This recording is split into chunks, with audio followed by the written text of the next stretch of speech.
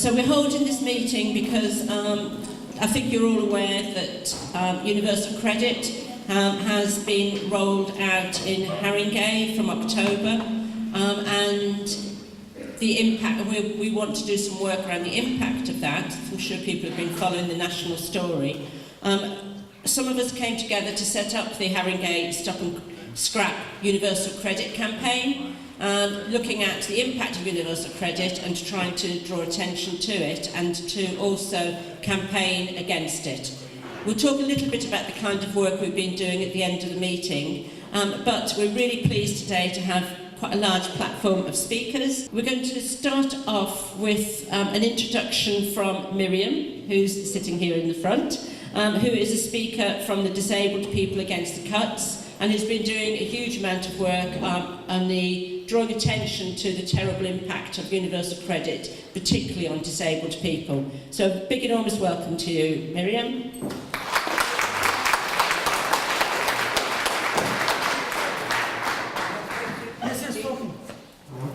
Just talk, thank you. I have actually decided this evening to actually talk about what has been happening to disabled people since the onset of this ideologically driven austerity, because that is in effect what is going to be happening under universal credit. Disabled people have been adversely impacted by the policies introduced through this ideologically determined austerity. From the outset, we've experienced cuts to our finances, the support network, and services available to us. Further, the restricted services available have become increasingly complex, punitive, and coercive. As an activist, I've often heard how the work capability assessment was introduced by the Blair Labour government. And this is true. I myself underwent the work capability assessment under the Blair government. There was, however, a big difference between what it was then to what it is now. The focus and aim has changed, and that has been, and will continue to be, the real cause of concern with everything from the coalition government and its successive governments, and how they have affected it with their welfare reform. From the coalition onwards, they have been very careful not to take any cumulative impact assessments on the reforms they have brought about. That is one way of keeping their eyes closed to the real impact. DPAC has been instrumental in bringing about the inquiry by the UN Convention on the Rights of Persons with Disabilities. The Convention on the Rights of Persons with Disabilities is an international legal agreement. It exists to promote and protect the human rights of disabled people. The UK signed a treaty in 2009, thereby committing UK governments to promote and protect the human rights of disabled people. The Convention itself covers a wide range of areas, including health, education, employment, access to justice, personal security, independent living, access to information, and so forth. The inquiry was conducted under the optional protocol to the Convention on the Rights of Persons with Disabilities. The optional protocol allows the UN Committee to investigate a state party if they have received reliable evidence of grave and systemic violations of the Convention. The UK is the first country to be investigated by the UN in relation to this convention. The committee's report, published on the 6th of October 2016, found that the government reforms had led to grave and systemic violations of the rights of disabled people. The report emphasizes the impact of changes to housing benefit entitlement, eligibility criteria for personal independence payments, PIP, and social care, and the closure of the independent living funds. The government's response was, not surprisingly perhaps, that it strongly disagreed with the findings, and so the grave and systemic violations continue apace. In a way, disabled people are being used as a litmus test for what can be brought about on the rest of society. The various forms, questionnaires and face-to-face meetings disabled people undergo whilst applying for the various benefits which are purportedly there to support them in living their lives, would focus on the fact that I can write a report, that I can make my way here, that I bathed this morning and dressed myself.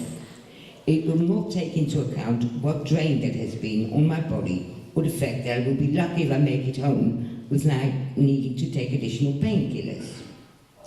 It is purely functional, without looking at the long-term impact.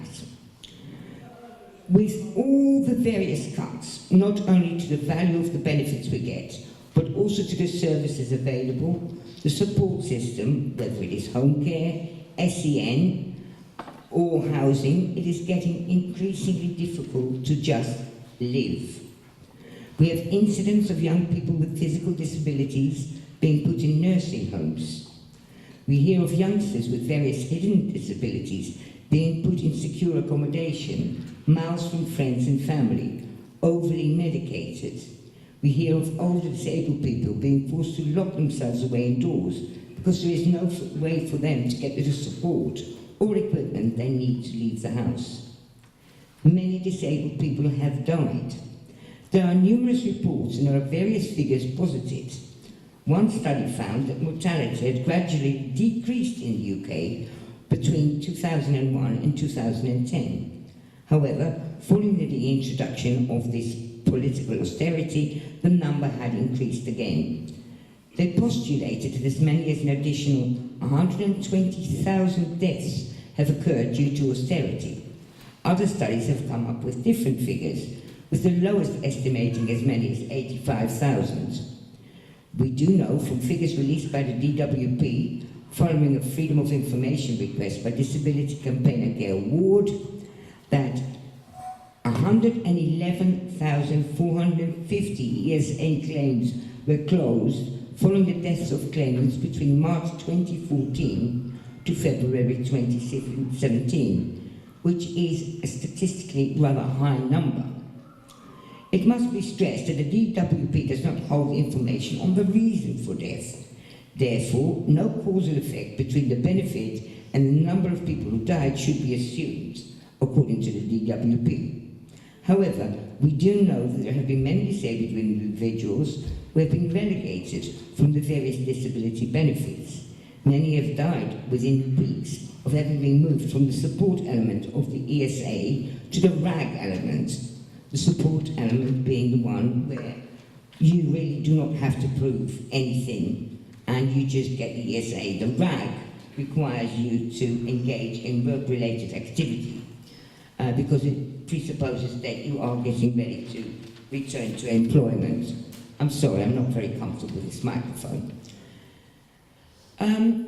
Many disabled people have found that following years of having the protection of a given disability benefit, they are miraculously cured when required to transition from, say, DLA to PIP. This requirement is not always brought on by a change of circumstances relating to the disability itself. It can be brought on by a change of address, a change of familial connections, such as a family breakup, etc.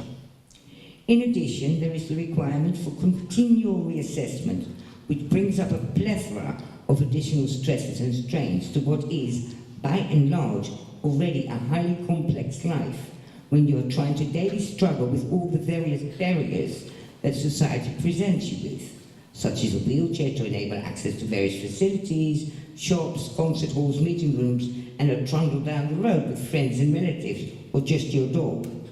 Help and support to access your home, do the things you cannot do due to your disability, whether hidden or not, which the now defunct Independent Living Fund used to help with. And now, having devastated disabled people, we are seeing what the reality of welfare reform means for the rest of those who are at the lower end of the economic and social scale. According to Philip Alston and his UN report on poverty in the UK, changes to taxes and benefits have taken the highest toll on those least able to bear it, with the cost of austerity falling disproportionately on the poor, women, ethnic minorities, children, single parents, asylum seekers, and people with disabilities.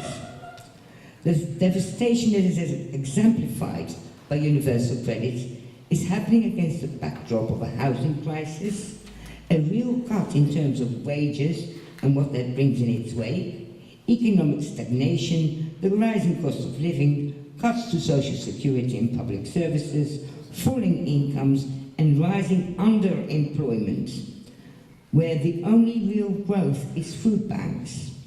In 2004, the Trussell Trust established 2 food banks in the UK. It now operates over 2,000, and there are many more independent food banks operating across the UK. Between the 1st of April 2017 and 31st March 2018, the Trussell Food Bank distributed 1,332,952 3-day emergency food supplies to people in crisis, a 13% increase from the previous year. 484,026 of these went to children, up by 6% from the previous financial year. More and more employed people are relying on the food banks, where average hourly wages have fallen in real terms of 5.5% since mid-2010. There has also been a considerable shift in the type of jobs created, with half of the increase in employment numbers since 2010 being in temporary work, and a doubling of people involuntarily in temporary work. In other words, an increase in underemployment. The number of people taking part-time work because they are unable to find full-time work has more than doubled since 2008. In addition, self-employment, which can leave workers with no employment rights, has seen a dramatic increase, particularly since 2011. DPAC has held from the outset that universal credit should be stopped and scrapped. It further reduces the capacity of members of the public to withstand the continued assaults by inequality, lack of housing, lack of security in employment, increased problems with accessing education, healthcare, increasing homelessness, and child poverty. The list goes on.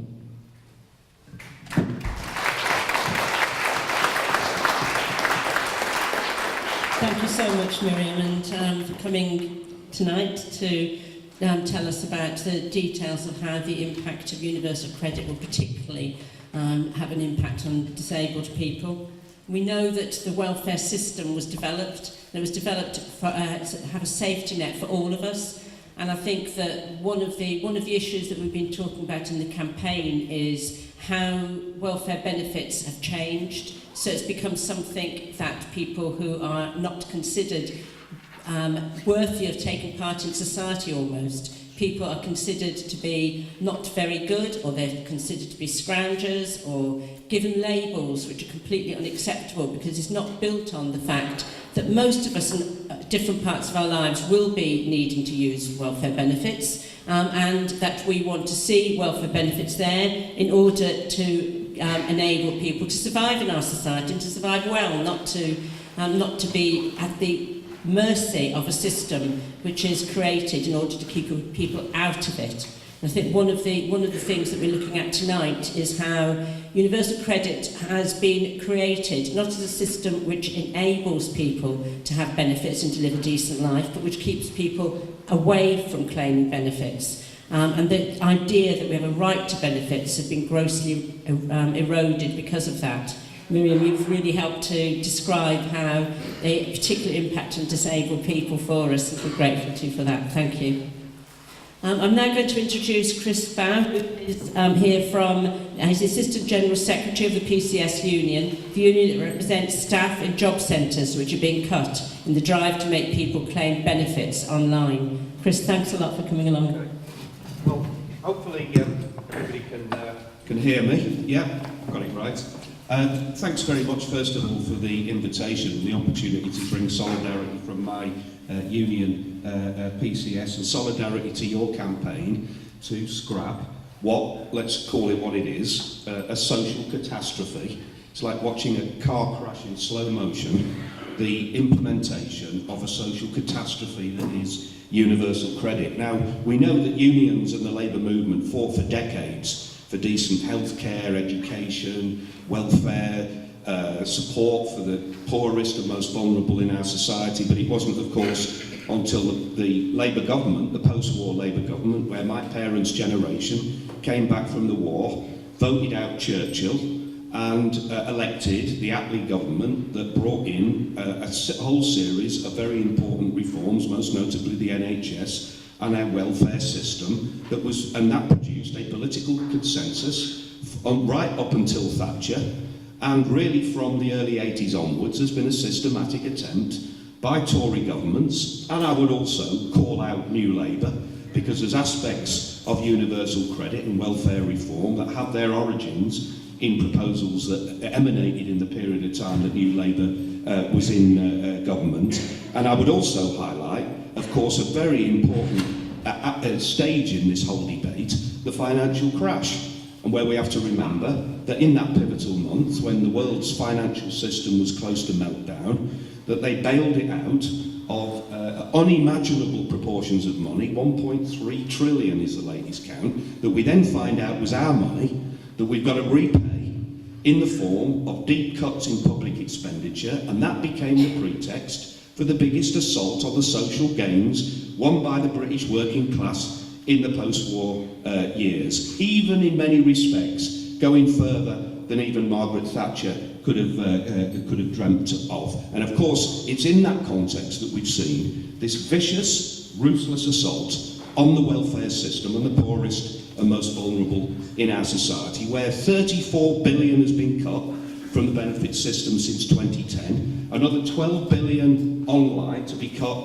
by 2022. That produced 14 million people, a fifth of the British population, live in poverty. That's 4 million children, 1 million food bank parcels handed out in the last 12 months, and the level of hardship and suffering reflected in that UN report. If anybody wanted an indictment of current government policy, the fact that the United Nations come over to highlight the extent of the 7th richest economy on the planet and the obscene disparities in wealth and the obscene consequences of so-called welfare reform. Now, it's in that context that PCS have just produced a pamphlet.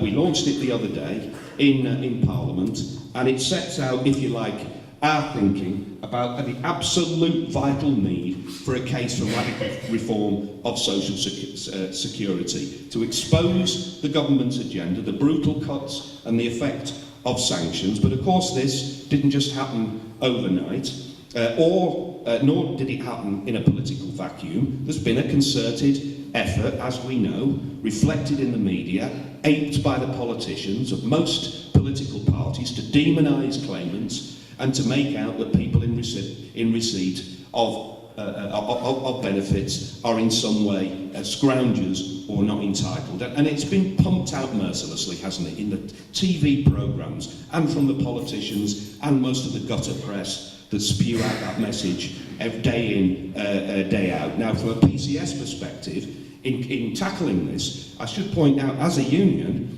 we played a very important role in fighting austerity. But after the pensions high watermark and the unions stepped back, that has unleashed an assault. Look at the level of cuts in local government, look at what they're doing in the NHS, look at what they've been doing in the civil service, and at the same time, PCS has had to contend, as well as the unprecedented attack on members' pay, jobs and conditions, we've also had to defend union rights. We've been singled out by the Tories. They cut what they call facility time for reps to represent members, the only union in the UK where that was cut in half. We got hold of a document in Revenue and Customs, right, the department that exists to collect the tax, a document leaked to us that was the subject of a discussion of senior officials in Revenue and Customs, a 7-page document that discussed how to achieve the organisational degradation of PCS's capacity to represent its members. And if that wasn't bad enough, we were singled out as the only union in the UK to remove the long-standing method of collecting our subscriptions. It was an attempt to destroy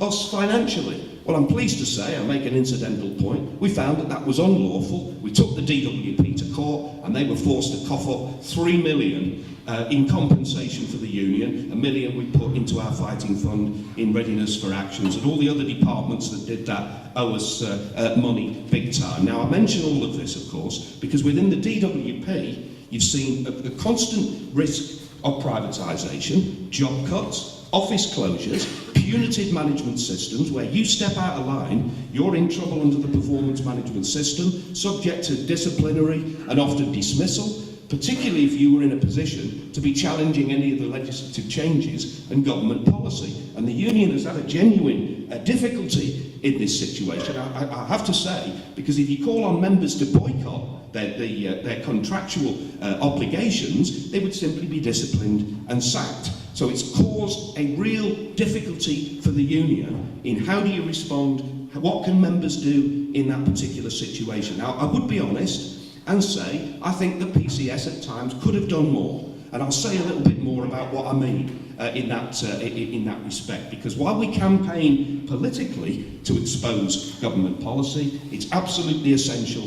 that we also look at what advice and support we can give to members, and I'll comment on that in a second. Now, of course, all of this, the attack on welfare accelerated most notably under Ian Duncan Smith, bedroom tax, scrapping the independent living fund, capping access to work, the ruthless use of sanctions, reflected so graphically and magnificently in I. Daniel Blake, cutting PIP, disability living allowance, employment and support allowance, billions, and this is all done, of course, under the pretext that the way to get people out of poverty is to force them into work. Well, of course, the consequence of that has been to deny, through the sanctions, create a situation where people are just literally plunged into destitution, and even those that do find work, in the precarious employment that's often offered, billions are paid in topping up wages of the lowest paid. And 60% live in households now where at least one person has a job. It hasn't tackled poverty. It was a lie and a deception right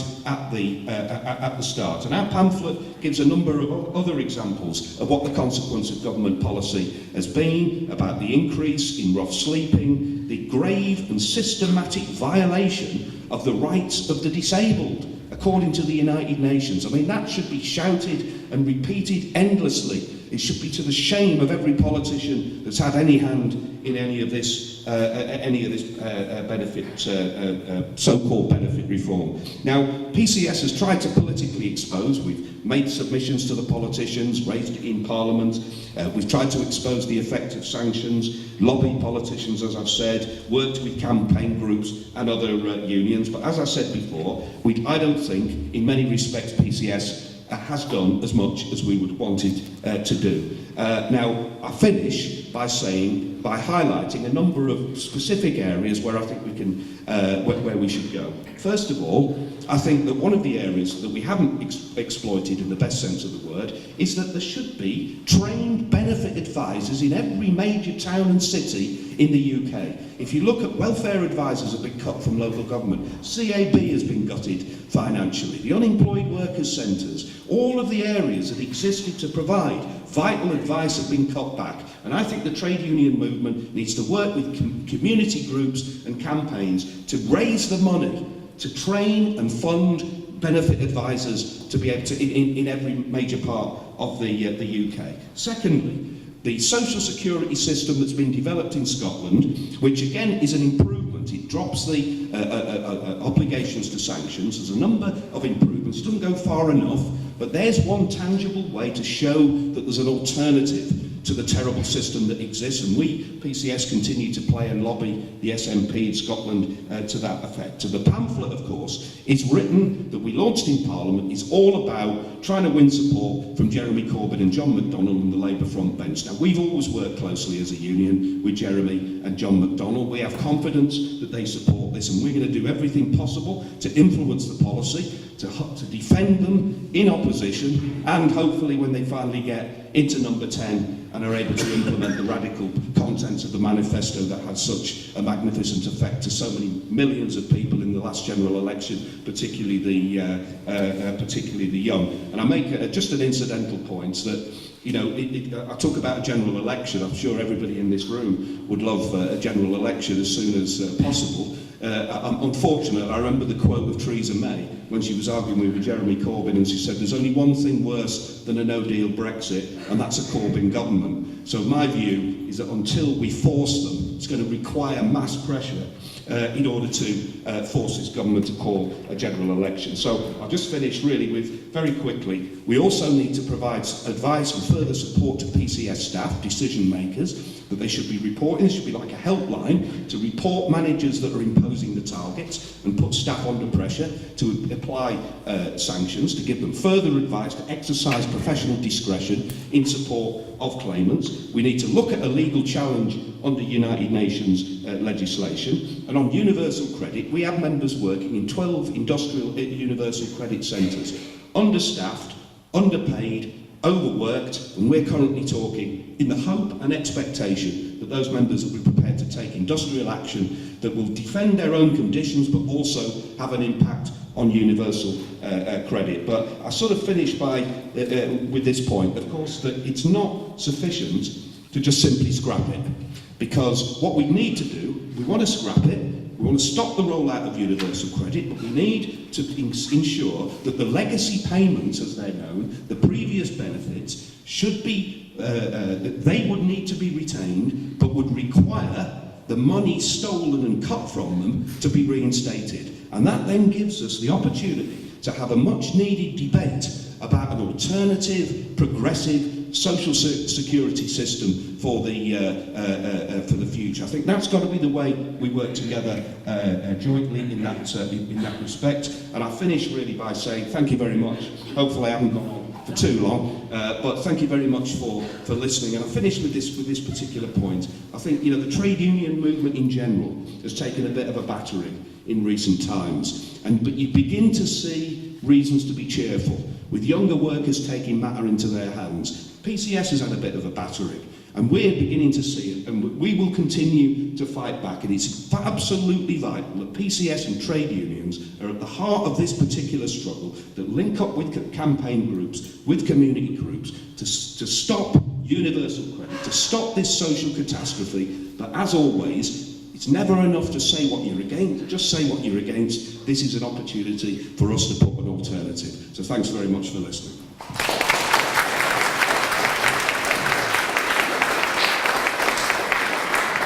Thanks a lot, Chris. It's really important to hear the voice of staff who are working at job centres, and to know that there are people who are being organised, are joining the union, and who are organising against what's happening to the welfare system. Some of us were on a march on Saturday. It was a women's march against austerity, and drawing attention to and demanding an end to the discrimination that is built into the system, which has meant that women have been one of the other groups. We've talked about disabled people, we've talked about workers, and also women who have been grossly affected by the cuts and by austerity. One of the ways in which that's happening with universal credit is that benefits are now being paid to one person in the household. And many of us are arguing that that means that where there is abuse, and where men are abusive in that household, where they're violent, then that means that women and children are not getting won't get the money that should be there for the whole household. Many of us fought for child benefit to be paid to women, where there is a woman in the household and there's children in the household. We argued that had to go to the woman, so that she, and usually it is the woman, she is able to use that for the benefit of the children. And that we won that, and that was way back in the 1970s. And now what we have is a way in which that whole notion of a single person in the household, and that's usually a male, will be able to get the benefit for himself. And yet we know that's a travesty. We know that most households, women and men are working. And so the whole system being built on something which is no longer the reality for most people, but which encourages and supports domestic violence in the household is something that we've been looking at and raising and demanding a change to. There's a lot more things, a lot more ways in which the whole of the universal credit system has mirrored inequality in society, and we're really pleased that Linda Grant's been able to come along. She's an employment and poverty researcher and executive committee member of Sheffield Heeley CLP, and she's going to talk about the ideology behind the introduction of universal credit in its political context. She's formerly a senior lecturer in social policy at Sheffield Hallam University and at Swansea University. You're very welcome, Linda.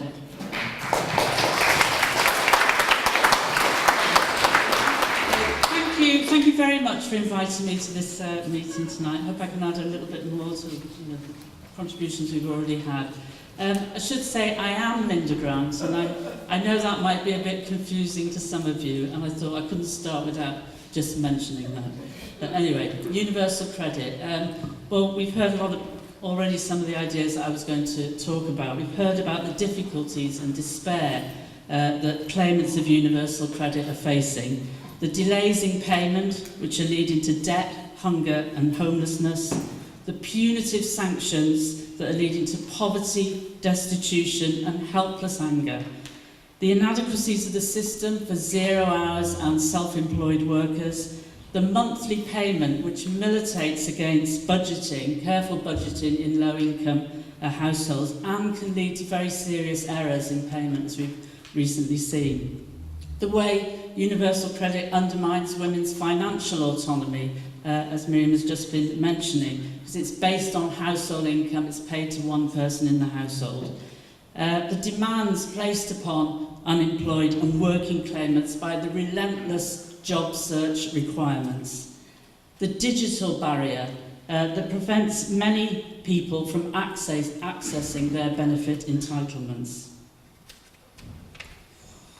And I think the morally indefensible two-child policy that will eventually plunge 600,000 more children into poverty. Why break that link between need and support? And as Jonathan Bradshaw said, an expert in poverty studies, why pick on children? We know that the Osborne cuts in the benefit system introduced from 2015 onwards have been savage and have made poor families even poorer. So all of this provides us with plenty of grounds to oppose this benefit.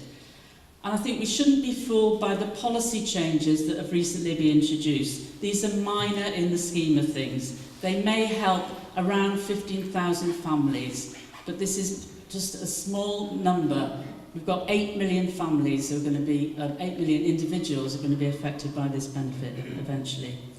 I also think we can't accept at face value the argument put forward by the DWP and ministers that UC is getting more people into work.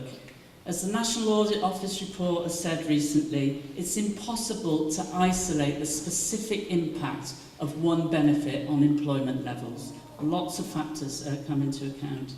So we have all these very negative dimensions of universal credit, and then the arguments that if we could just change this or we could just change that, we could make this system okay. In my view, these changes are not a solution. There's something more fundamentally problematic about this benefit, beyond its implementation, beyond the cuts that have been introduced. And this relates to the ethos, the philosophy, the ideas that lie behind it and have informed and shaped it. And unless we recognise that, I think, as speaking as a Labour Party member, we'll continue to create social security systems that degrade and impoverish people. Because the philosophy that Ian Duncan Smith and other right-wing Tories adhere to is also supported, I'm afraid, by some people within the Labour Party, as has been mentioned. So what is this philosophy behind universal credit? The thinking behind it, I think, is part of an ideological legacy that goes back to the 19th century. It's a way of thinking that unfortunately we've only shifted away from in very short periods of British history. And I'm sure you're familiar with ideas such as the deserving and the undeserving poor, the notion of individual responsibility, the idea that people have become welfare dependent. But perhaps we've, I think, forgotten how dangerous and wrong these ideas are when we apply them to a social security system, especially in a class-divided and an unequal society. We've forgotten that we can do things differently. We've been persuaded that the only way that we can solve the problems of low income is by getting people into work. We can see it's not working. We've been persuaded that there's a tax-paying public out there who are affronted by undeserving claimants and who have to be appeased by building hardship into our social security system. And we've been persuaded there's only one way to construct the relationship between the state and the individual in the social security system, and that is to make support conditional on the behaviour of claimants. If we look back over time, we can see that there are different ways to construct that relationship, different ways, different principles that we can use to design our social security systems. Just a little bit of history. In the 20s and 30s, the state devised a test called the Genuinely Seeking Work test. And the test required claimants to prove that they were seeking work by all day, every day, going to local workplaces, asking for work, and then providing evidence that they'd done this. Max Cohen, writing at the time, said, "Day after day after day, I walked the streets to the point of exhaustion, pursuing the baffling phantom of work." The test was about forcing people to prove they were genuine claimants, to prove that they were deserving of state support, to prove that they took individual responsibility for their lives. And trying to meet the requirements of that test was, of course, very physically and mentally exhausting, and it's very similar to what we're seeing today. The misery and poverty that was created by the Genuinely Seeking Work test is part of an explanation why a new approach was adopted in the post-war period, a new relationship in that relationship between the state and the individual was created post-war, as Chris was saying. So post-war social security policy was built on the idea that people can become unemployed and poor through no fault of their own, because of changes in economic circumstances, because of changes in their personal circumstances or their social circumstances, that we don't need conditions or tests to weed out the genuinely unemployed, that the state can provide support to people in need as a right, and that we can take collective responsibility, not individual responsibility, for poverty and unemployment. In the 1980s, those old 19th century and 20s and 30s ideas re-emerged, as has been mentioned. Keith Joseph, one of Thatcher's mates, said we should not featherbed the poor. We need a strategy of inequality, he said, to incentivise the poor. And these ideas, over time, were translated into policy. Tests and conditions were reintroduced into the system to distinguish between the deserving and the undeserving. And sadly, I think, New Labour carried on with that tradition. It didn't go away in the New Labour period. It was accepted by people like Harriet Harman and Rachel Reeves. We didn't return to the unconditional system and the collective responsibility that we associate with post-war social democracy. It's more than a shame, I think, that in the 1990s we didn't totally step back from those new right ideas about benefits, because we retained a platform now for the development of a system which is much worse in the 2010s. This continuity in conditionality through the 1980s and 90s has now made it very hard to envisage a system that doesn't involve tests, conditions and hardship. And I think universal credit has taken those tendencies one step further, because it's completely eliminated this notion of the deserving poor. No one now falls into this category of deserving poor. In universal credit, everyone is undeserving. Everyone has to prove that they are genuinely seeking work, including low-wage earners in pensioner households, low-paid families with disabled children, disabled adults, low-wage workers in short-term and precarious contracts. All claimants, including people in work, are now held to blame for their poverty. Not employers, not the labour market, not economic circumstances, not poor childcare provision. Universal credit is a vehicle for cutting the costs of the benefit system, but it's also a policy which characterises all claimants as undeserving scroungers, and I think that's creating very many divisions within our society. I hope we can start to recapture, first, the post-war relationship between the state and the individual, and secondly, build a rights-based social security system which provides a living income for all and is founded on collective responsibility.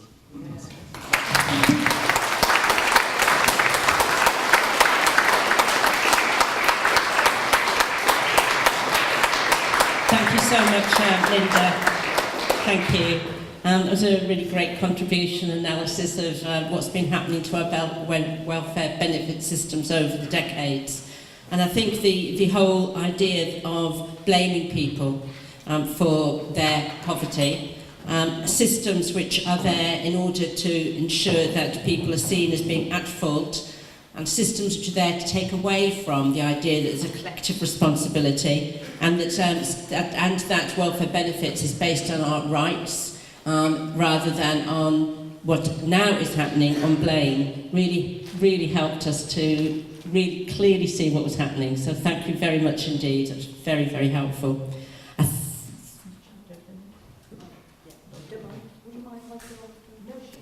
Sorry, everybody. I'm just welcoming Councillor Armin, who I think has just been a bit held up on other business. But what we'll do is, sorry, it seems to be cutting out.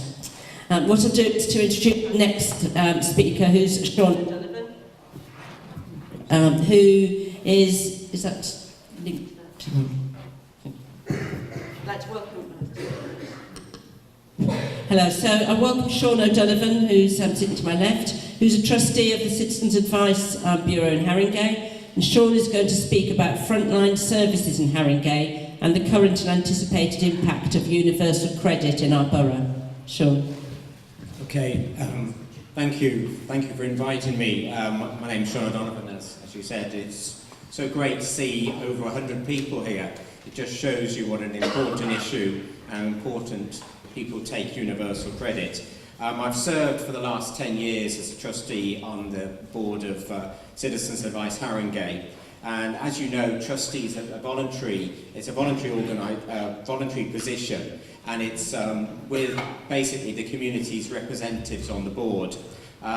Many of you here will know or have known the previous chief executive of Citizens Advice Haringey, Lynn Hanna. And we have a new chief executive who I'm sure you'll be meeting soon. And if he does say hello and say his name, it isn't a joke, it really is his name. His name is Daniel Blake. Citizens Advice Haringey is part of the Haringey Advice Partnership, working together with Public Voice and HALE, which, as you know, is Haringey Association for Independent Living. And we have a stall over there that Joyce is at, with lots of leaflets, both about Haringey Citizens Advice, Universal Credit, and lots of other vital information.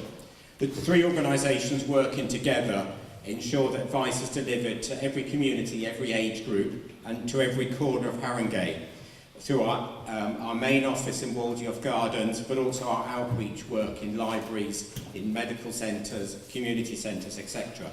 Now, of course, many other local community, charitable, cooperative, neighbourhood, trade union and campaigning groups play their part in ensuring that people of Haringey can seek justice, can combine together, can lobby for change and have their collective voices heard. And some of those organisations are here. There's particularly a very strong group that works out of Muswell Hall Church, who do a sterling work, giving advice and assistance, and very pleased you're here. This civic society of Haringey is a real strength of our borough. indeed a growing strength, and together when we're working with our Members of Parliament, Catherine West and David Lammy, and the councillors, we help to build a stronger, more resilient community. Now, Citizens Advice is this year celebrating its 80th anniversary, and we are very proud of the work that our staff and volunteers carry out to ensure that everybody who needs free, impartial, appropriate, timely and detailed advice gets that advice at the point of need. Like many other community and charitable organisations, many of them represented here, we're working within limited budgets at a time when demand is growing and continues to grow. Now, Citizens Advice, both nationally and locally, the way that we work, we give people advice, but we also campaign to ensure that the problems that people are presented are tackled at the root. Nationally, we've helped 2.7 million people last year and had 43 million visits to our online advice pages. This unparalleled casework data is used in a very vital way to ensure that MPs and councillors can make evidence-based information decisions. This evidence-based research, available to everybody, is a vital tool, will be a vital tool in this universal credit campaign. I would say we're worth every penny of the grant that we get, and actually, of course, we could do with a lot more. Money spent on advice work and prevention is money saved in the long term, and I hope local councillors are listening to us. Now, there's one side, there's evidence-based research, decisions made on evidence, and on the other side, there's universal credit, where decisions have been made haphazardly, flying in the face of evidence and flying in the face of natural justice. As you know, universal credit seeks to replace 6 types of payments with just one monthly payment. Now, how do we get here? And this comes also from what Linda was saying. Universal credit really started because of one man's need for a job. That man was Ian Duncan Smith, so we've gone from IDS to I. Daniel Blake. Shuffled down to the leadership, but still stalking the Houses of Parliament, they need to find him a job to do, so they sent him off to a dark room to think the unthinkable. Now, pig-headed and grandiose is some of the kind descriptions of Ian Duncan Smith, and those are actually descriptions given to him by his Tory colleagues. The millions of pounds, as we spoke earlier, wasted on the IT system for universal credit from when it was first thought, it's a matter of record, as it suffered false start after false start. In 2013, the House of Commons Public Accounts Committee found that value had not been secured from the £425 million that was invested so far. This was 5 years ago, 6 years ago. They also quoted shocking absence of financial and internal control.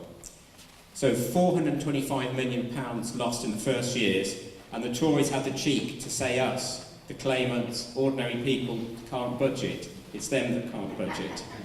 In 2015, the Majors Projects Authority flagged universal credit as being of high risk of failure, with lifetime cost of nearly £16 million.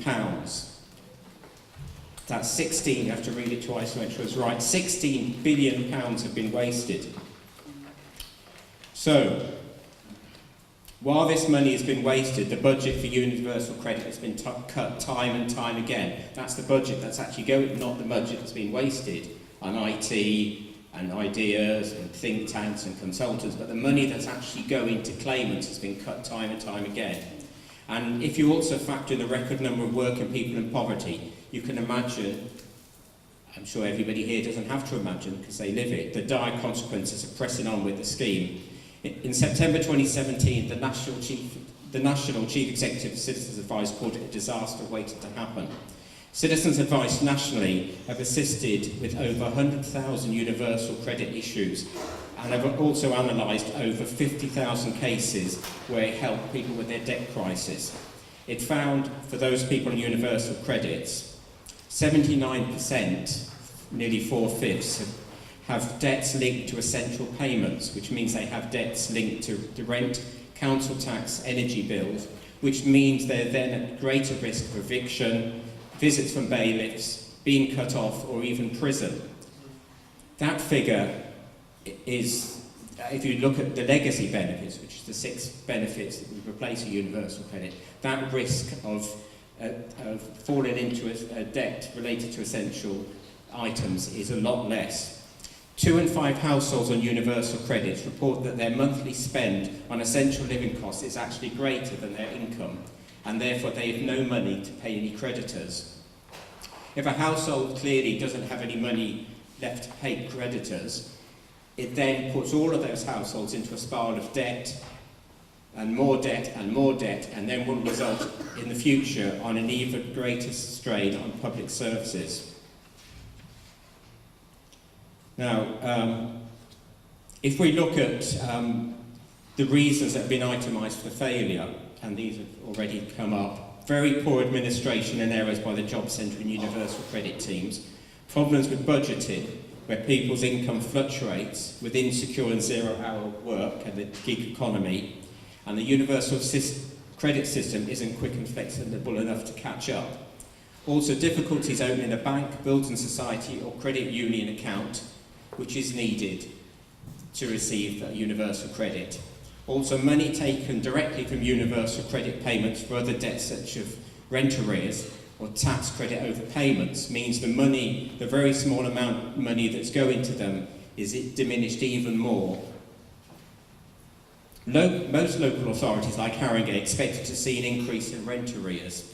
However, the level of rent arrears in universal credit has exceeded all expectations. Half of all council tenants across 105 councils have at least 1 month, and 50% are 1 month in arrears, 30% 2 months in arrears. By contrast, if you look at the previous legacy benefits of housing benefit, the amount for being 1 month is not 50%, it's 10%, and for 2 months in arrears, it's not 30%, it's only 5%.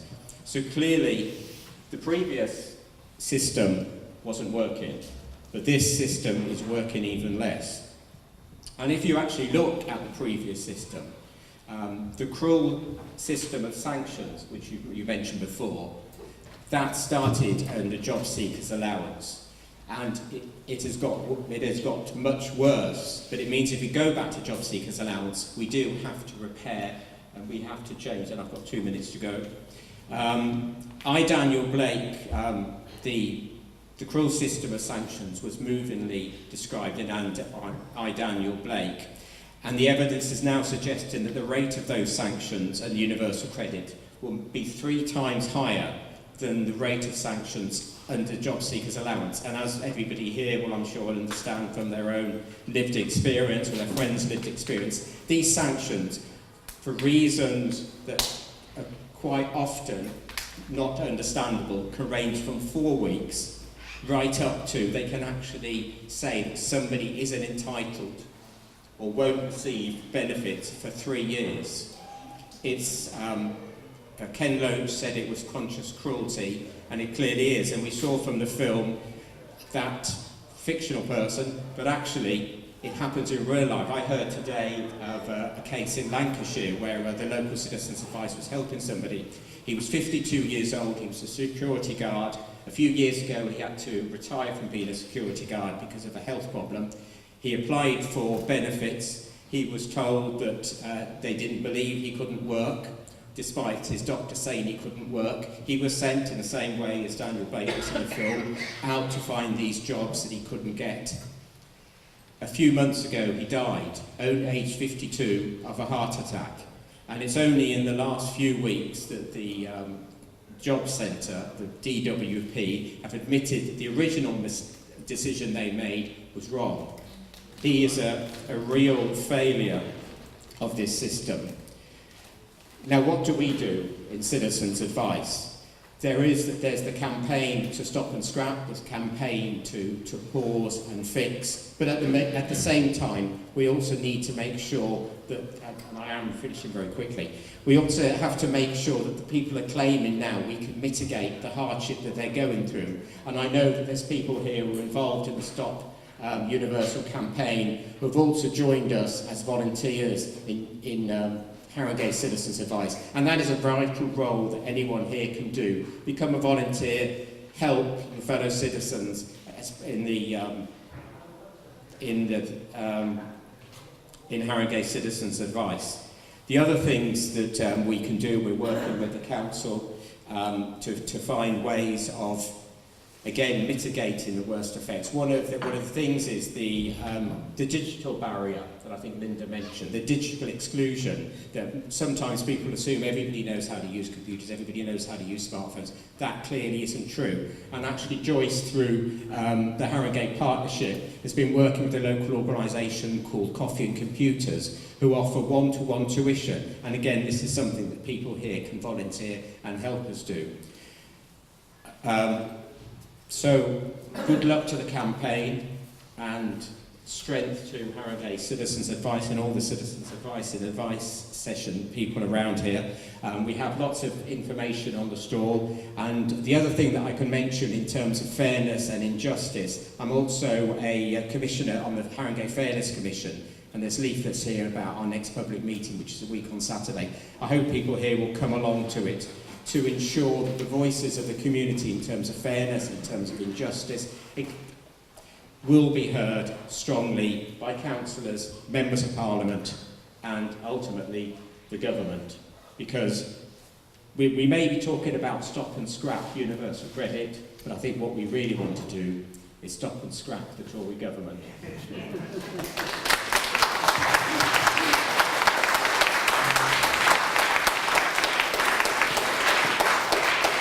Thanks a lot, Sean, and for coming along to the meeting and talking about our local CAB and the great work that they're doing. One of the cases I heard about just yesterday was of a woman whose son was 21, and he was supposed to go and sign on and go for his appointment, and his bicycle got a puncture, and he said to his mum, "Oh my God, I'm going to be really late. I'm not going to get to the job centre in time." And she said, well, maybe I'll ring them up. What are you going to do? So they both got extraordinarily anxious about this. And then he said, well, I'm going to have to ring them. If I'm late, they'll sanction me. So he rang them, and they said, look, don't worry, fix your bike, come in tomorrow. I'll come in at 10 o'clock tomorrow. So he was really relieved, and the next day went into the job centre, and they said, you're lying. We're sanctioning you. And he said, but I spoke to somebody yesterday and they told me, you're lying, we're sanctioning you. And they did. So it's like the frustration of the whole system, but also the way in which it's being implemented, and also the pressure that's been put on some of the staff who work in some of those places to sanction people and to reach certain numbers of sanctions. But the impact then on individuals' lives, the frustration that people feel, and then the decision that some people make that they would rather have no food or live in absolute poverty than have to face the indignation and the injustice of going somewhere and being told that you're a liar. And then what that does to you as a human being is, of course, really tragic, because it makes you feel more and more worthless than you started off feeling. And it's so wrong. And I think that's what a lot of us are coming together to look at as a system that is plainly wrong and unjust. We have a whole host of speakers, as you know. We've got Miriam, Chris, Linda, Sean and Korshika, all of whom are happy to answer your questions. Hi, I'm Jill. I'm from the Stop and Scrap Universal Credit Haringey campaign, and I'm standing at the front because I got a call to action really for everyone who's come. I think Universal Credit is the wrong name. New claimants instantly find themselves in debt, and they're often destitute and dependent on food banks to survive with no money for at least the first 5 weeks of their claim. And debt is really, as we've heard, the inhumane cornerstone of universal credit. And the system's actually designed to credit the government, to reduce government spend. And it's a monstrous example of Tory and previously, of course, the coalition government austerity policy. Our campaign has got two aims. The first is political, which is campaigning to stop and scrap universal credit And the second is a practical one, supporting claimants in Haringey. We're a broad-based campaign. We're initiated by the Labour Party and Unite community members in Haringey, but it's also open to anyone, and that includes all of you, who support our two aims. And we hope that many of you will sign up this evening as you leave. We've got sign-up sheets on the table by the door, and some slips about a meeting that's coming up on Monday, January the 11th. We're looking for... Sorry, February the 11th. If you've got experience that might be helpful to us, such as advocacy, trade union representation, support work, or even welfare rights knowledge, that would be very helpful. But maybe you actually receive benefits and you want to be involved in a mutually supportive way. And if you're, as I say, interested, then do sign up before you leave. There are similar campaigns going on throughout London in different boroughs and elsewhere in the country. And the pressure's mounting on the DWP, and we want to make sure that also the Labour Party goes into the next election with strong policies on provision of real social security that's humane and comes from a place of valuing people and enriching their lives, not punishment, penalties and purgatory.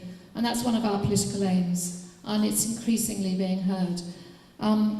The campaign in Haringey wants to find ways to support all claimants, not just those on universal credit, but ways that claimants can support each other. And we want to build a network that empowers people to provide mutual support, for example, by accompanying others to interviews, to meetings with job coaches, or work capability assessments. And we want to be a real and sustainable source of peer support and advocacy. And in turn, and people who are joining the campaign will get support and training from a unit called the London Unemployed Strategies, which is a unit that's set up to give unemployed people the support and training they need to express their demands and bring about real change. And the next meeting, as I say, is going to be on Monday, February the 11th, and it's going to be at 7:30 at the Wood Green Social Club, which is across the green from the Haringey Civic Centre. But leave your details at the door and we'll make sure we get back to you and we'll keep in touch with you, and please do join us.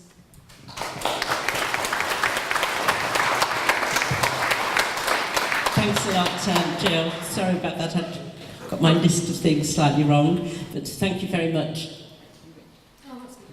Okay, thank you. We have got a microphone here to pass around if people wish to speak. So I'll take a couple of speakers at a time. Woman there and here.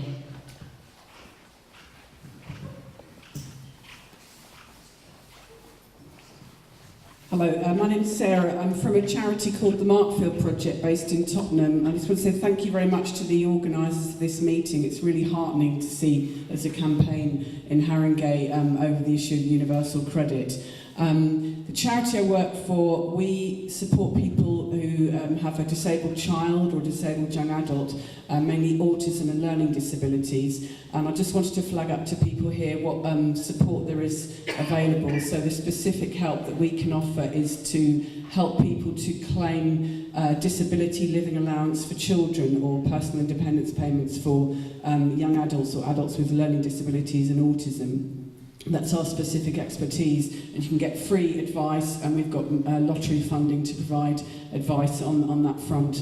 And just to say that it is, what I've seen in the time that I've been working in this field is that the kind of clamp down on benefits has just got worse and worse, and the number of people who are being turned down at first claim is increasing. But it is worth appealing, because actually the appeal rate is the success rate at appeal is higher than, it is definitely worth appealing, but it is worth trying to get support with that. So apologies, I haven't brought any leaflets. There's a bit of a mix-up. I thought a colleague was bringing leaflets, but if you want to speak to me about what support you can get from Markfield, then see me afterwards or Google us. We're Markfield Project Haringey. That's it. Thanks very much.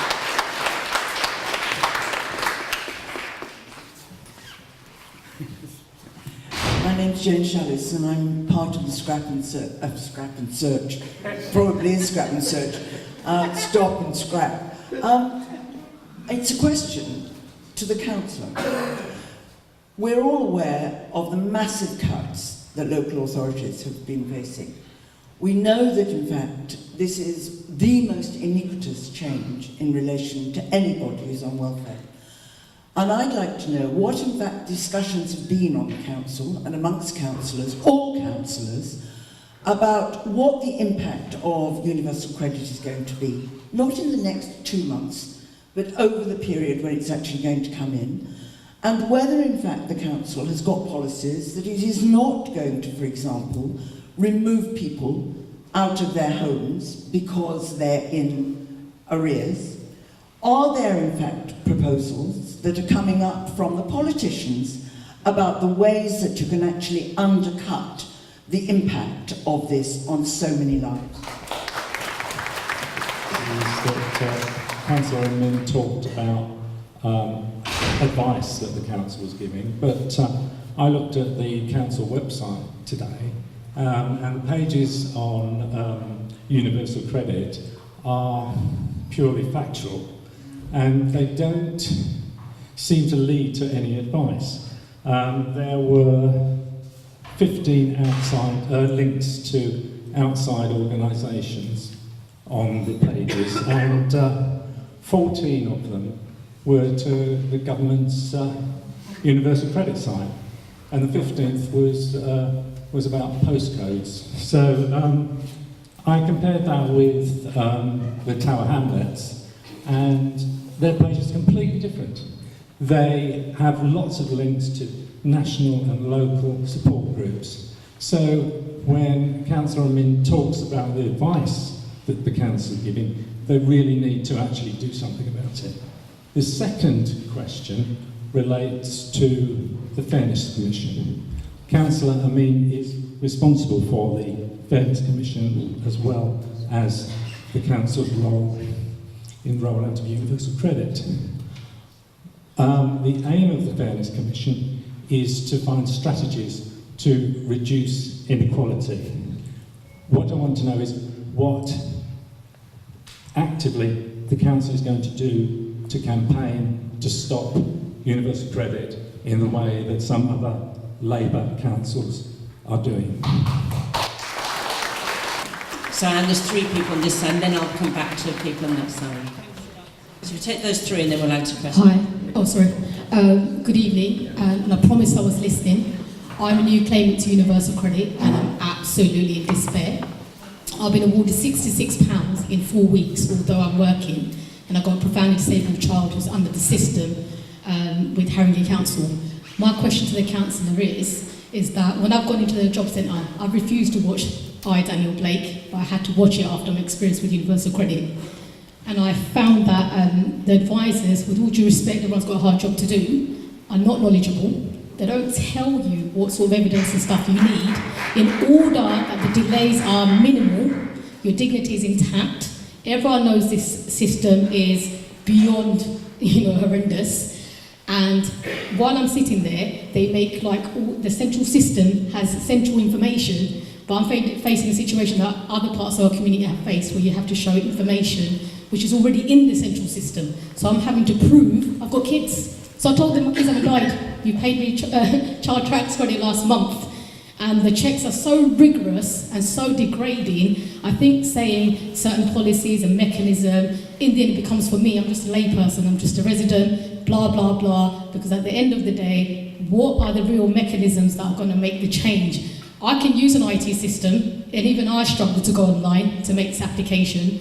And it's just absolutely atrocious that according to Google, I don't know, you said 7th richest country, I think, economy, sorry, 5th richest economy. It is shocking to think, after everything we've done and all the tax we pay and all this stuff, I'm just bewildered that I find myself in poverty, and I'm a good saver.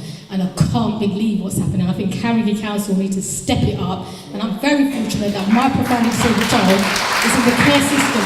So my question I'm in £8,000 rent arrears. And what I want the councillor to go and speak to the job centres, go and visit those places and speak to those workers. Because at the end of the day, yes, they're there to support this and the next. But unless they give you the right advice, Citizens Advice Bureau saved my life. You guys are top. The advice that is given, they are overwhelmed. I waited 2 hours on that line, but it was worth every single minute. And it's devastating. And you guys need to stick up like other boroughs and actually do it. We are human beings, and sometimes we hide behind bureaucracy, this, that, and the next. And I'm a play worker at Markfield, and if it wasn't for Sarah Midder here, I wouldn't have a job. So I'm a mother of a profoundly disabled child, taking care of other disabled children, and and finding that I'm in absolute poverty. Sorry, that gentleman was next. Hi, I don't know where to start. It's funny hearing about the food bank, about people leaving for 6 weeks. I've been leaving for 3 months. Basically, I have claimed universal credit for the last 3 months since the 7th of November, and I've been refused for the HRT. As you can see, I'm not from this country, but the only reason I'm in this country, I've been here for the last 20 years. I don't remember any other home except the UK. My kids are British, and my only mistake that I have lost my job. So I asked for help, and I've been working for the last 5 years. I've been working before that, and one of the management of Universal Credit just refused me as an HRT, and she said, "You're not allowed to reside in this country," even though I'm a French citizen. I've always been a part of the EU. So I need help. That's it. I've been evicted from my house. My landlord chucked all my stuff in the street on Boxing Day. I have videos on that. I have all the proofs. I proved everything to Universal Credit that I've been working. I've been paying my taxes, but no luck. I've been in the job centre today, and there's no. I would love to come back to my country, but I don't want my kids to turn around and say, "Our dad let us down." Thank you.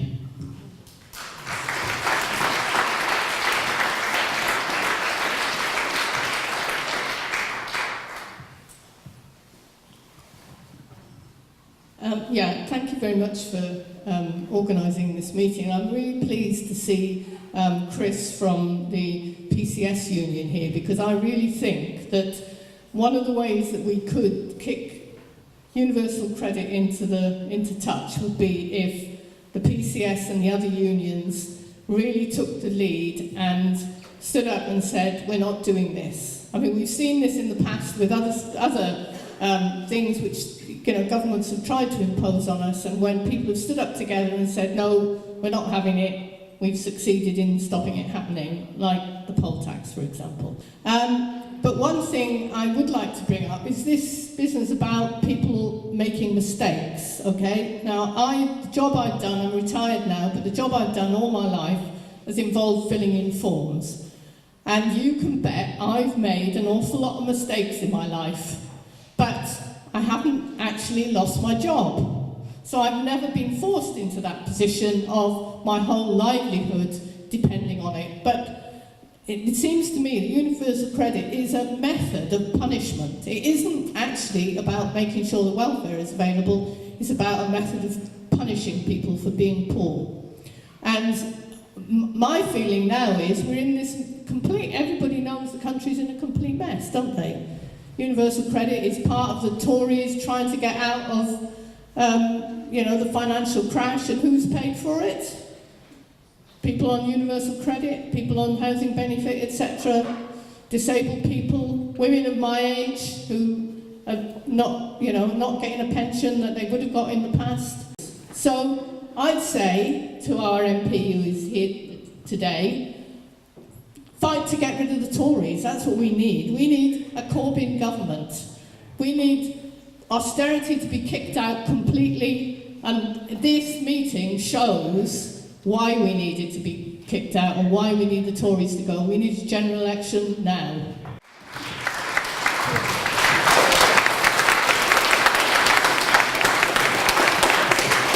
Thank you very much. What we'll do is to ask the speakers if anybody would like to respond to any of those questions and contributions.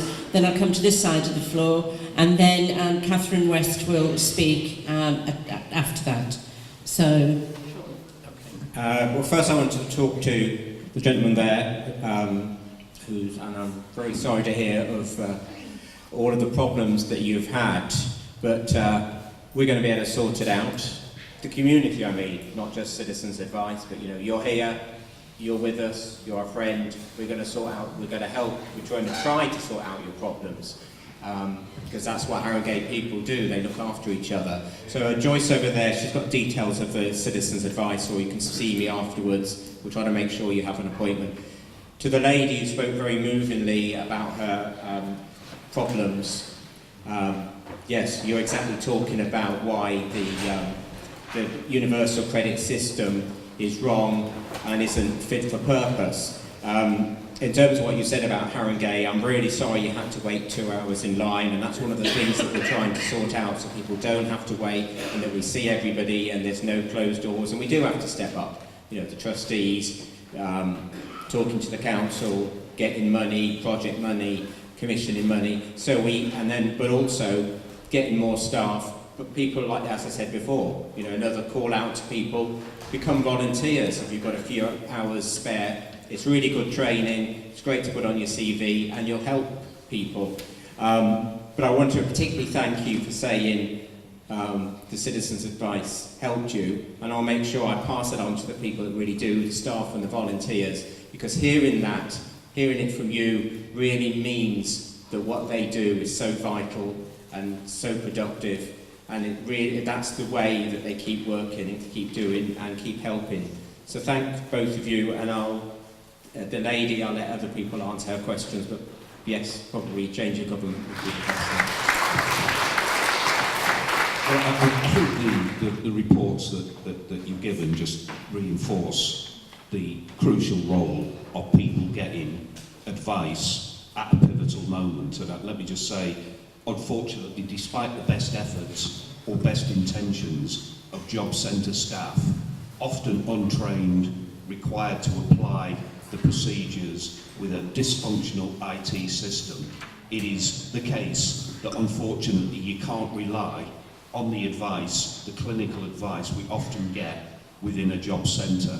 And that's why, you know, this network of benefit advice, I mean, I want to pay tribute to the CAB, for example. I mean, my hometown, Blackpool, where we faced chronic cuts in the Citizens Advice Bureau, and again, we were required to identify volunteers, and it was again what you're doing here. It's that network of advisors and support that is absolutely fundamental. Now, on the question of the union's role, I touched on this when I sort of opened it up, is that I think that what the union's got to look at more closely, bearing in mind that we anticipate an increase in sanctions for universal credit, that we've got to give more confidence to the staff to report managers and DWP applying pressure to meet these targets that are imposed, or expectations, as Estimate Bay dishonestly tried to describe them. So the union, I think we've got to have in place a network where the staff in the job centre facing those pressures can come to the union, like a helpline, or can liaise with CAB or local councillors to constantly produce the evidence of the decisions that are having such a harmful effect. That's got to be part of it. And more job centre staff, I think in that situation, will feel confident to apply greater levels of professional discretion. I would say, this comes back to a tricky tactical question, because although reference was made to the poll tax about how you defeat an unpopular government measure, I think what's interesting about the poll tax, it wasn't actually defeated by local government staff refusing to implement it, it was by millions of people refusing to pay it. So I think it's a combination of unions linking up with benefit advisors and local campaigns. We've got to look more closely as a union about what more support and advice we can give to our members in highlighting the obscenity of some of the decisions and the procedures, and as I said, consult our members, and I hope and expect this is a discussion we need to have with our members in the 12 universal credit centres to take action, not just in defence of their own conditions, but in opposition to universal credit, because I believe that that would be widely popular, and I think that it would be another important step that we can take towards scrapping and replacing universal credit.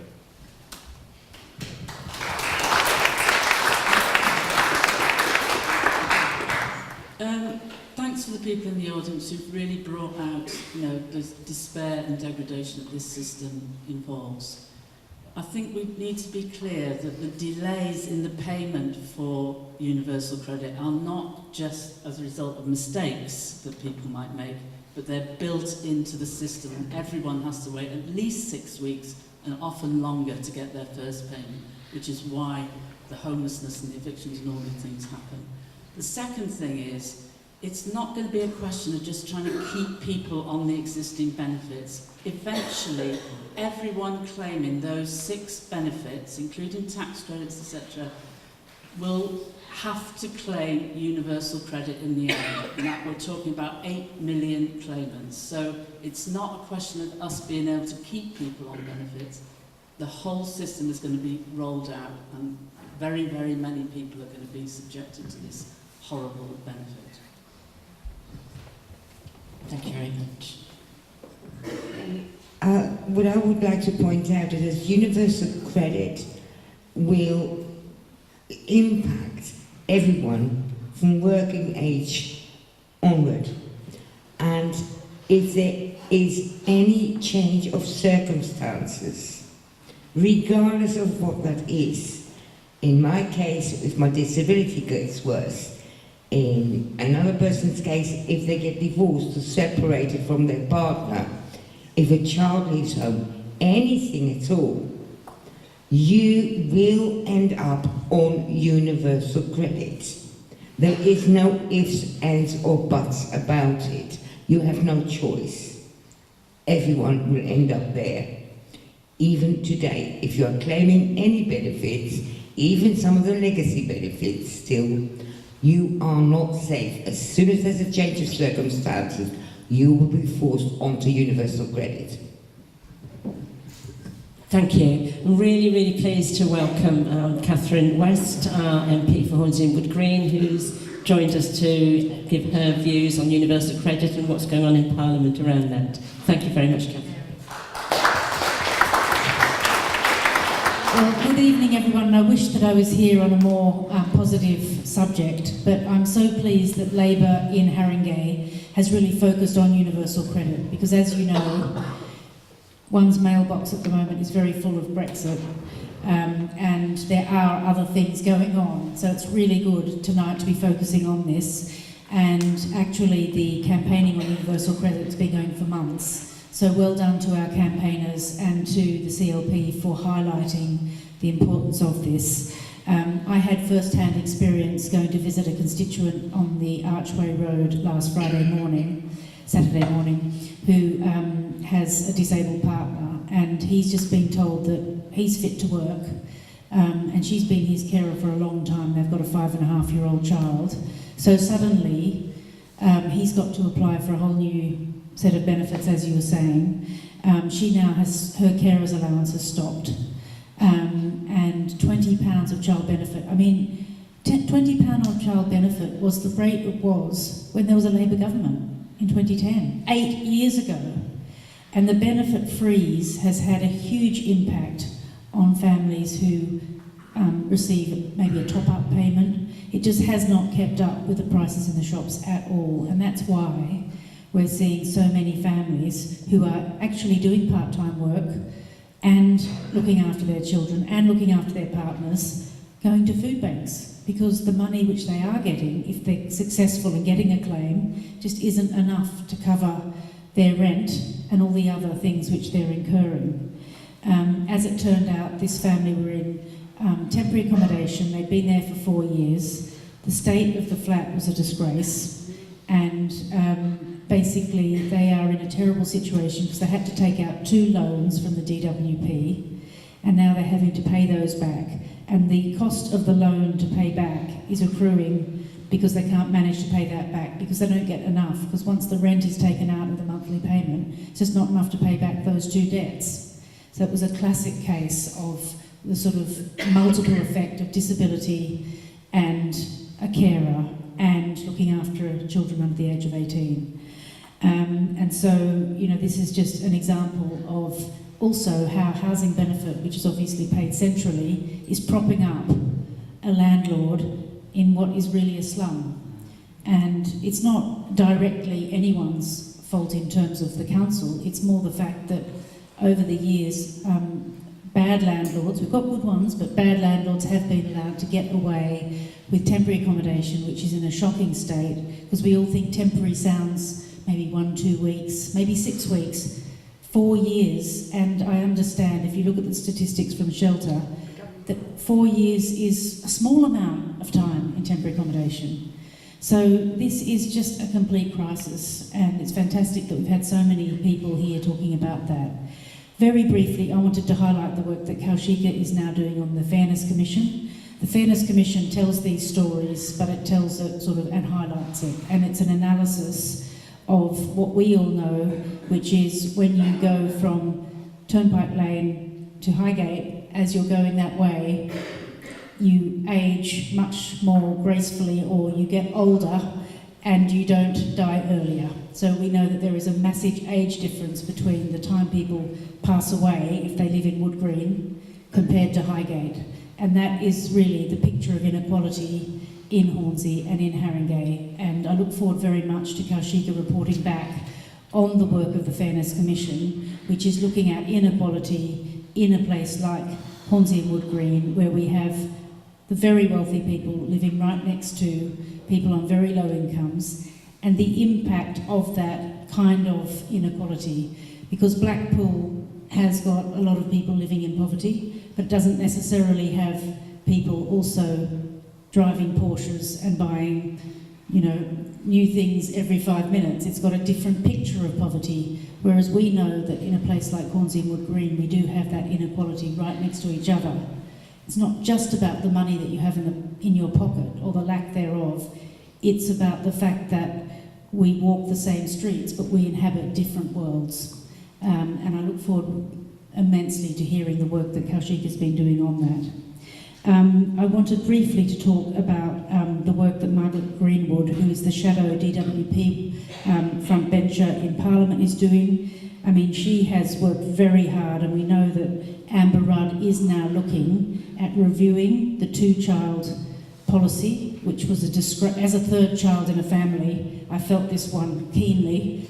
I mean, who here grew up in a family with more than 2 children? Your siblings wouldn't have got any benefits if your parents were on benefits. I mean, it's absolute disgrace that one child somehow needs less than another child. So I'm very pleased that we've got her to turn around on that one. And also the question of the period of time, the 6-week waiting period, which is the bit that gets everybody into debt. Very briefly on the question of the DWP staff, I went to visit the Wood Green staff in the DWP with my caseworkers last month. They are the loveliest staff, and they absolutely hate the sorts of policies which this government is making them implement. And it was a real sense of solidarity when we went to see the staff. There were about 30 or 40 people who sat down around the table, just talked with us and said, we haven't, talked to an MP, we were really pleased that we'd come to see them. We had a long talk to them about what it was like to work and administer this terrible benefit. Having said that, they also said, please send people to us. So if anybody from Haringey would like to go as a group of Labour Party members interested in the work of the DWP, it would be really good to arrange that, and I'd be very happy to do that. I don't know whether Mary thinks that's a good idea, but we could do that, Mary, as a result of this meeting, just to talk to them about how they see that work. I also wanted to highlight the work that Mary does, working with women fleeing domestic violence. We know that if you combine the cuts from DWP with the fact that women in the legal system at the moment are having to represent themselves on so many occasions, they're having to be brought back time and time again by their perpetrators in court to tell their stories again because of the cuts to legal aid and the incompetence of the Ministry of Justice. And we are just so lucky to have a national champion like Mary here who talks about women and how women are affected by the cuts inflicted by this government, but also the hostile environment for women. And we know that if you look at the cuts to DWP on women, that they, particularly women who head up households on their own, just as being one earner, the impact of flat wages over decades now, plus bringing up children in one of the most expensive cities in the world, plus the legal aid situation, plus many women having disabled children or having to look after older parents. They're really sandwiched in between all of that. And for International Women's Day this year, I will be putting on, together with the Women's Forum, an event with the women who took the government to court and got money back. I think they were assisted, Sean might help me, I think they were assisted by a Child Poverty Action Group to bring the government to court on how they are having to bring up their children in poverty. And very shortly I'll be advertising that, obviously International Women's Day 8th of March. So please look out for that meeting in Parliament where the women have said yes to coming to telling us their story about how they took the government to court successfully and got that money back. Just finally, I wanted to briefly talk about the work of the CAB and our other champions within the systems. The CAB is not adequately funded because the government cut back on all the voluntary sector grants for councils, but together with our wonderful advice partnership, Wave Joyce, and the work that our voluntary sector organisations do, we're really grateful to them for being advocates. I know from doing my advice surgeries every second Friday at the Wood Green Library that we have great advisors. We have St John Vianney who provide free immigration advice, and our family who are here who are subject to the habitual residency test. They would be very good to assist them. And also we know that a lot of both the mosque, the synagogue, the churches have now clubbed together to have a night shelter every night between November and March. So if you know anybody who is stuck for somewhere to sleep short term, All People, All Places brings together all of those different faith groups, and we live for a society where we don't need that sort of intervention, but just right now we do, because unfortunately there's rough sleeping, not just at Finsbury Park, which has been a problem for some months, but outside Wood Green Station, people are getting sleeping bags out, outside Crouch End Broadway. And so if you do need to help anyone, if you go to StreetLink is a fantastic resource. It's on your phone, and they will help to link in those individuals with the sort of triage that they need. You know, we are in a crisis, a national crisis, and of course what you read about and hear about is Brexit, but what's happening in the lives of people up and down the country is basics, somewhere to lay their head, food for lunch, food for supper, food for children. And I think we have to bear in mind that there's a crisis at many levels, and that's why, as was said earlier, we need a Labour government, we need a Jeremy as Prime Minister at number 10, we need to scrap the universal credit, and I think somebody in the audience tonight said blaming poor people for what is a problem of our economy, not paying people adequately for their work, and punishing people who seem to have either dependent children or some kind of caring responsibility.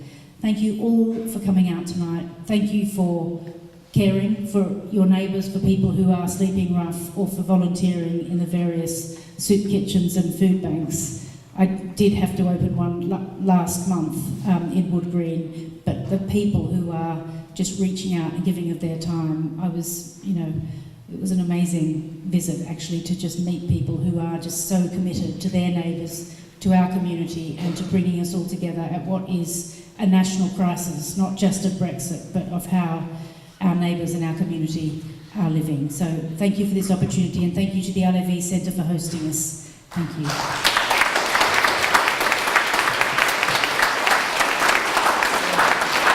Thanks a lot, Catherine. We do have time for just 2 or 3 more questions, one round of questions. So those who'd like to ask a question, so I'll take the gentleman here, person behind them, at the back, and yeah, there. So there's 4 people, and then we'll have a final round just to wind up the meeting. Thank you. Good evening, I won't be long. My name's Herman Irish. I live locally as well. I'll just real quick questions. Because I think with the DWP situations, a lot of people do actually see it, the staff, it's a them and us situation. And I understand what you've actually said there, Catherine, but the fact of the matter, that's it. I don't know with regard to maybe linking with the councillor, whereby you could actually see how both of you could come together to challenge that. But I'm letting you know it's going to be hard. There's a lot of misery that's been spread out there. And when I've actually sat down with clients on the phone speaking to them, I mean, I wouldn't say I speak with a plumbing accent, but when I've actually got on the phone to speak about the same situation, taken over from the phone call, there has been some change with regard to what they think they're dealing with. There's real issues as well with regard to when you actually help people with the appeals as well, for the capability tests as well. You're going to support someone who really looks at as public enemy number one. You have to throw spanners in the work virtually right the way through in order they go through things procedurally. They make mistakes with regard to the information you send them, with regard to the evidence, especially the medical evidence, which actually could swing it in the favour of you actually winning the case. It seems to me, at times, it seems to have been somewhat contrived. So what I've had to do, I go through every single bit of paper, which is quite sort of, they find quite nauseating. But hey presto, we tend to find particular information that's actually vanished. Yes? So basically, I make sure I have an extra copy of what I should have, and they have to take that. And it's no surprise in the information that was given on appeals, you're right, there's a better chance of winning with that. We do actually win on appeals.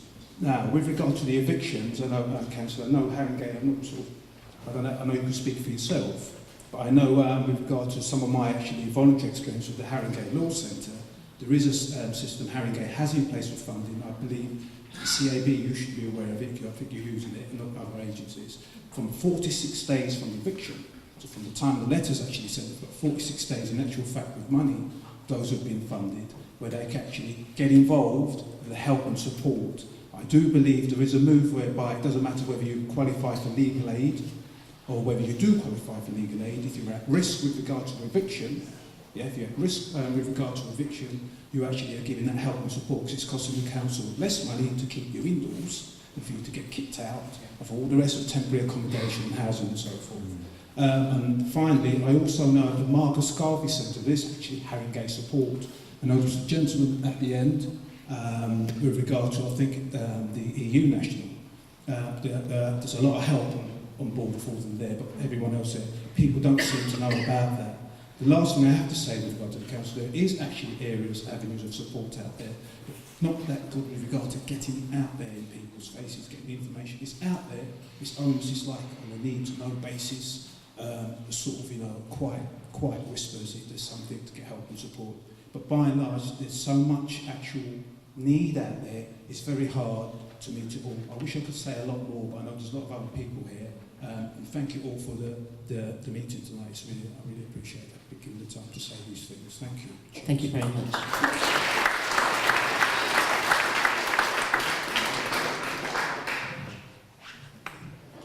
Hiya. My name's Chris. Following on from what this gentleman said, I am a caseworker for Haringey Family Support Services.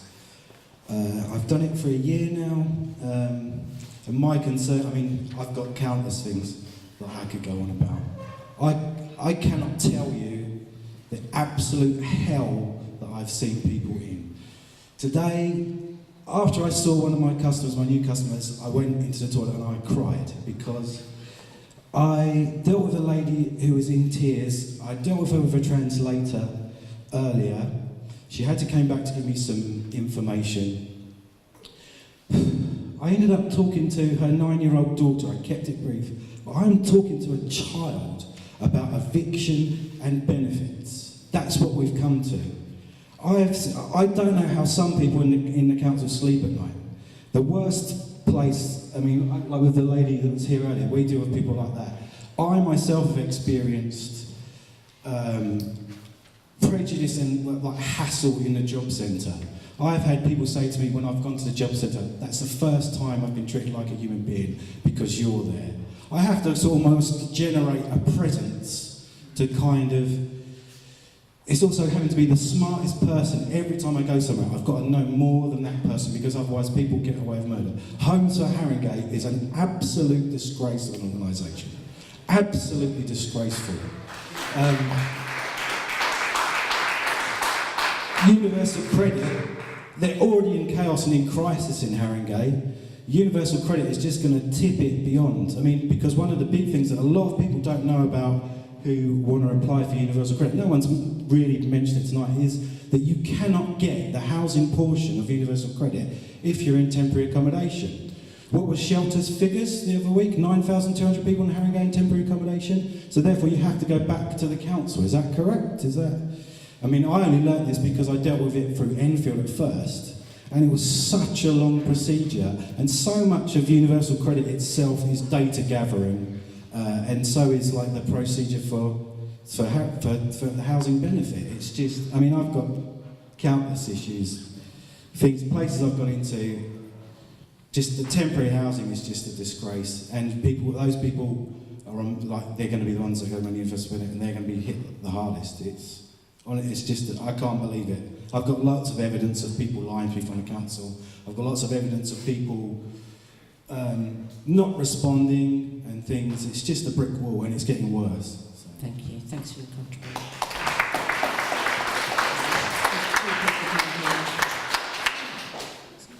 Two people at the back, yeah. My name is Phil Rose. I'm from Stockholm Scrap, Universal Credit Campaign. I'm also from United Community and a member of Tottenham Labour Party. I'd just like to reiterate what Jill said, actually. We've heard a lot about universal credit. We all know how awful it is, but it's about doing something about it. And actually, rather than address a question to the people at the top, I'd like to address a question to the audience, and that is, we have to do something about it. What are you going to do about it? Right? We can't sit and wait for the politicians to do something, even though technically I'm probably one of them. We have a campaign. We want this campaign to have two objectives. One is to be outward-looking, to be on Haringey, to link up with other boroughs, to link up with other cities.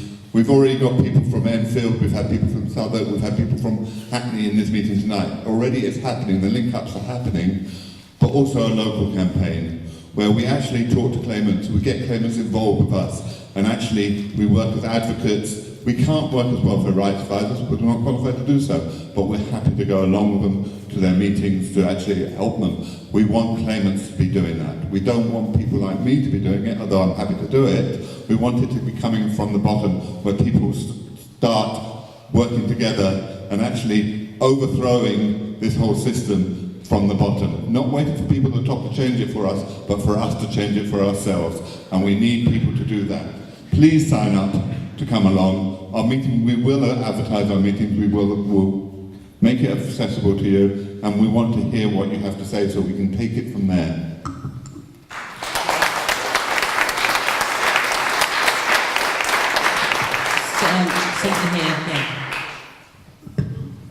Hi, I just had a quick question. I understand that some local boroughs and other boroughs around the country have things called hardship funds.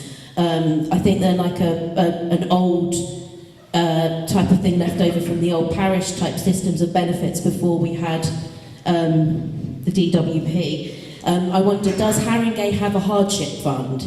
Is there any way for people to access funds from the hardship fund when they go into destitution, when they have to wait 5 to 12 to 5 months for UC? I also wanted to know, if you're a private tenant and you're made homeless because of rent arrears due to UC, will Haringey deem you being intentionally homeless? So, as at the moment, if you go down there and you've got rent arrears, they will class you as being intentionally homeless and they won't even put you into temporary accommodation. Is that going to be the case for people that are made homeless due to universal credit arrears? So if you're made homeless from your council house or your housing association or your private property, will you be fined intentionally homeless? Will Haringey house you? Will they put you in temporary?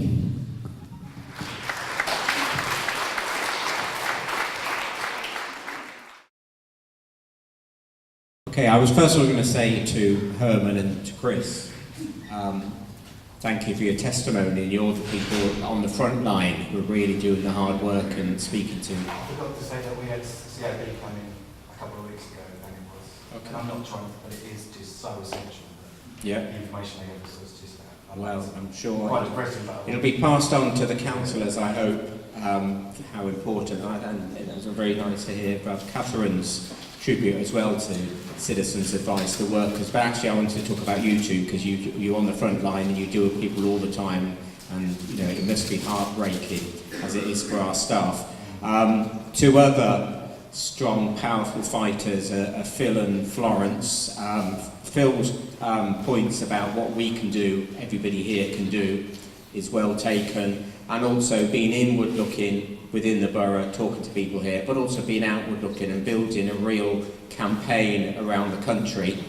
Florence, again, has done a tremendous amount of work, but the other thing she always does is she always asks the most difficult questions. So I'm going to have to come back to you about the hardship fund, and also when you were talking about, yes, as private tenant, first we need to do, Citizens Advice and all the other organisations need to do as much as we can to stop that person being evicted, but then trying to make sure that the council don't treat them as intentionally homeless, because obviously that means then they have got less access to housing going forward. So I'll find out answers to both your questions.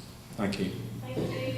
Thank you. So thank you very, very much for coming along tonight, everybody. Please do join the campaign. There's information about it there. There are 4 things that we have asked for a response from the council. So come along to the campaign and we will be making sure that we get those questions asked in writing and that we get responses in writing to make sure that Haringey Council is supporting the Stop and Scrap campaign and also taking actions to make sure that people are not evicted because of universal credit, whether they're in council or temporary accommodation or any other kind of accommodation. But most of all, we really need you to come and join us. There will be a small collection as you go out. If you are able to contribute, please do. If you're not, that's absolutely fine. But we really hope to see you again. Remember, the next meeting of the campaign is being held on Monday, the 11th of February at 7:30 at Wood Green Social Club. Please come along and join us. Thank you.